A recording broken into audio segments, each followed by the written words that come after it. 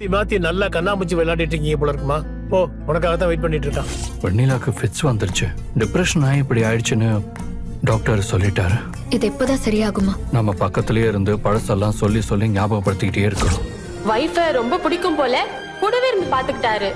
Night ஃபுல்லா தூங்காம உட்கார்ந்துகிட்டே இருந்தாரு. தூக்கம் வருது, நான் போய் தூங்கட்டுமா? வெண்ணிலா அந்த மாதிரி ஒரு நிலைமையில இருக்கிறப்ப கூடவா காவேரி பொசசிவா இருப்பா?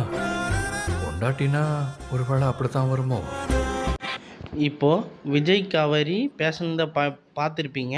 வெண்ணிலாவுக்கு விஜய் ஹெல்ப் பண்ணுறதுனால காவேரி வந்து ரொம்ப பொசசிவ் ஆகிறா. பொசசிவ் ஆனால் லவ் ரொம்ப அவங்க 2 பேருக்கும் ஜாஸ்தியாகும். ஸோ இதை பார்க்குறப்ப நமக்கு ரொம்ப சந்தோஷமாக இருக்குது. இந்த மாதிரி நடக்காதான்னு ஏங்கிக்கிட்டு இருந்தோம். இப்போ வந்து பார்த்திங்கன்னா இதுக்கு மேலே விஜய் காவேரி ரொம்ப ரொமான்டிக்காக இருப்பாங்களா? எப்படி இருப்பாங்கன்னு கமெண்டில் சொல்லுங்கள். என் சேனலை லைக் பண்ணுங்கள், சப்ஸ்கிரைப் பண்ணுங்கள். பாய்.